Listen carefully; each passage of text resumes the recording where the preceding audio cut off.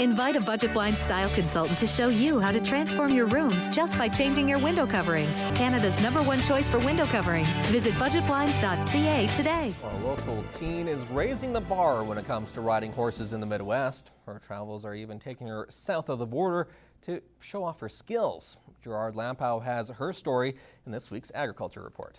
I was saying, some horses are just bred for the pattern. Meet Bryn Campbell. From a young age, her grandfather introduced her to horses.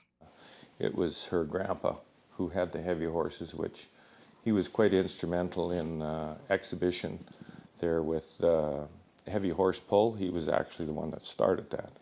Her knowledge of horses deepened when she joined the local 4-H club in Durness. In 4-H, you do something called 4-H Expo, which is kind of like the showing that I do right now, but on a smaller scale.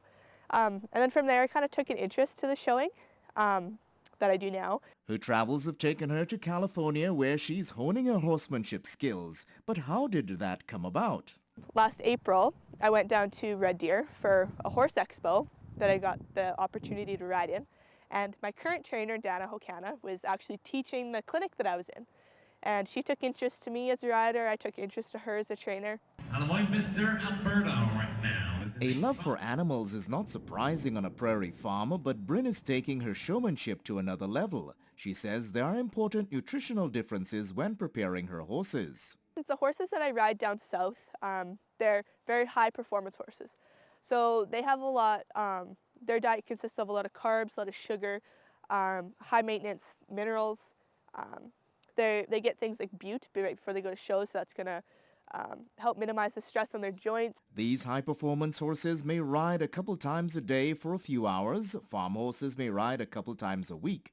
Bryn's parents are proud of her achievements, but do have concerns. It's difficult at times, especially when they're small and they're just learning and things don't always go well with an animal.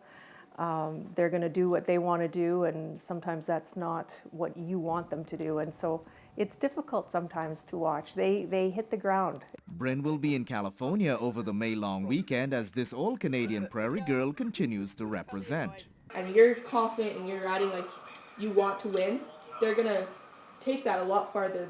Gerard Lampow, Newcap News.